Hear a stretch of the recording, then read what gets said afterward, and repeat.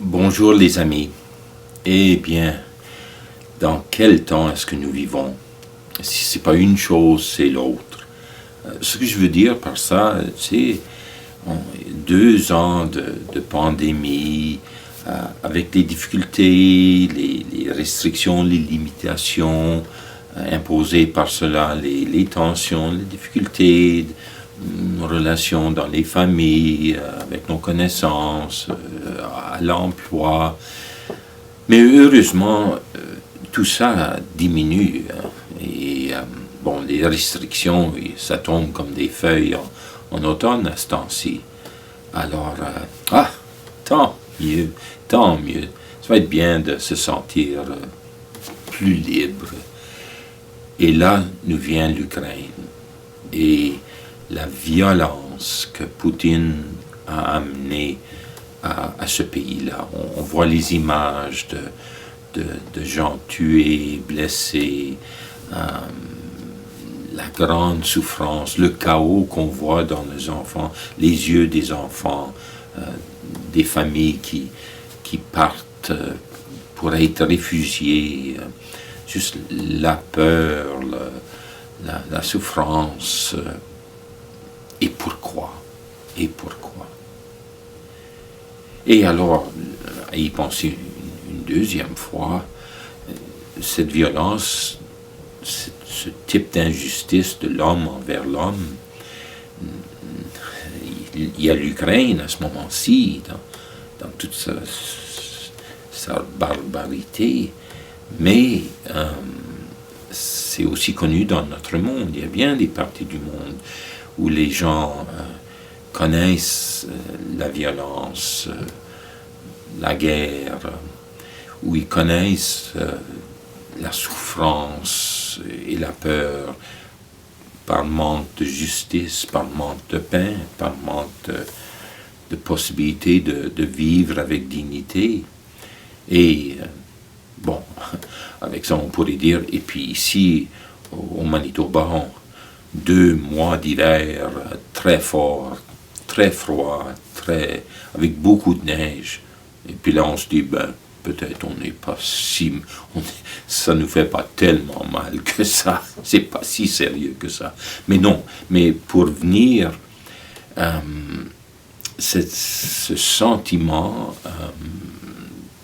individuel, collectif, on aimerait tant être quitte de tout ceci, libre de tout ceci.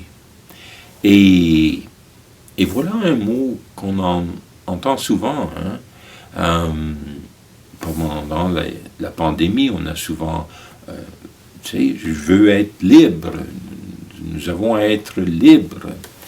Et maintenant, le langage, c'est que les Ukrainiens se combattent pour leur liberté, pour le droit de vivre dans une vie normale, une vie tout à fait normale, connaissant les bontés de Dieu, l'amour de Dieu entre nous comme humains, comme on est appelé à le faire. Et oui, le mot libre, je veux être libre, on veut être libre, on l'entend souvent. Mais il faut dire que on peut approcher ce mot-là de liberté de 2 façons. D'une part, ça peut être je veux être libre, j'ai mes droits, je veux faire ce que je veux, ce que je croyais bien, ce à quoi je devrais avoir la possibilité que ça soit dans ma vie. Une autre manière, c'est de dire je veux être assez libre en moi. C'est désintéressé. Pas pris de moi-même, mais assez libre dans mon cœur, dans ce que je suis comme une personne, pour me donner, m'occuper, me préoccuper de la liberté de l'autre, de tous les autres, de la société en en grand, et liberté de connaître la paix, de connaître la justice, de connaître solidarité, aide mutuelle, là pour les autres. Donc, c'est une liberté intérieure qui nous amène à vouloir se donner à la liberté de l'autre, de connaître l'amour de Dieu. Et ça, c'est une tentation. Donc, une tentation, on a un choix. Et il faut le reconnaître, ces temps-ci, on est stressé. On est stressé. Et puis, la réaction peut être, bon, on descend dans un bunker, pour ainsi dire, de peur, de ténèbres,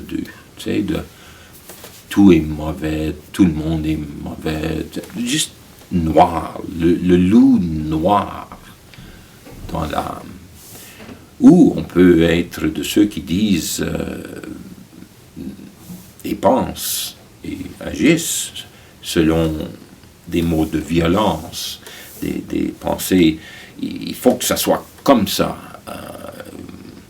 On doit se battre pour ça. Et c'est une tentation d'aller là ou là.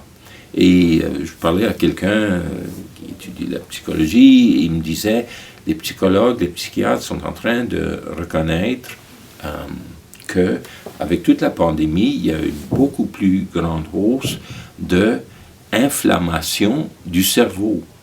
D'inflammation du cerveau. À cause du stress.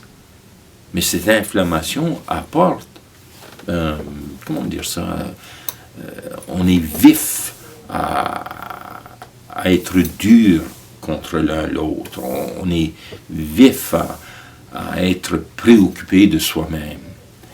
Et alors, qu'est-ce que c'est la liberté dans tout ça? Eh bien,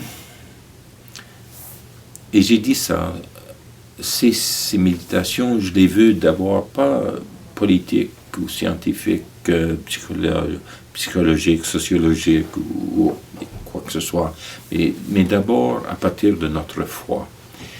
Et de penser à ceci, la personne la plus libre et au moment le plus libre de sa vie, c'est le Christ sur la croix. Bon, ça peut être un non-sens, on veut dire non, il est victime de la violence de ce monde, de tout ça. Mais Jésus n'est pas victime du tout, du tout. Sur la croix, il est complètement libre dans l'amour du Père qui le remplit. Il est complètement libre de se donner tout pour nous montrer le chemin vers joie et paix et vraie liberté, pour nous donner le chemin, la manière par laquelle on peut dire non au péché qui nous divise et qui apporte souffrance. Il est en train de nous montrer à quel point la confiance dans l'amour du Père, se remettre dans l'amour du Père, nous permet d'être libres ensemble, libres pour aimer. Et alors, on est à la veille de commencer le carême, et donc de penser à ça. Ok, ma liberté intérieure, je demande, je prie à Dieu, donne-moi cette liberté, augmente en moi cette liberté du cœur à aimer. Et alors ça peut dire, alors je mets du temps pas à d'autres choses que je fais, bon, la vie, mais je prends du temps pour prier pour la paix en Ukraine et la paix partout dans notre monde, la paix dans nos familles, la paix dans nos relations avec les gens de tous les jours qu'on rencontre. Je prends du temps, je laisse à côté ce qui est bien, mais pour penser, est-ce que je connais des personnes ukrainiennes, de descendance ukrainienne? Les Ukrainiens sont tellement présents ici au Manitoba, et c'est pas seulement la question de Peroise et de Holopchi là dont on parle, mais la richesse culturelle, mais de dire des mots d'encouragement à ceux qui sont ukrainiens, et surtout à ceux qui sont venus de l'Ukraine dans les derniers peut-être les derniers 6 mois ou les derniers 30 ans, mais qui ont encore de la famille là-bas et qui sont tellement soucieux de la sécurité de leur famille.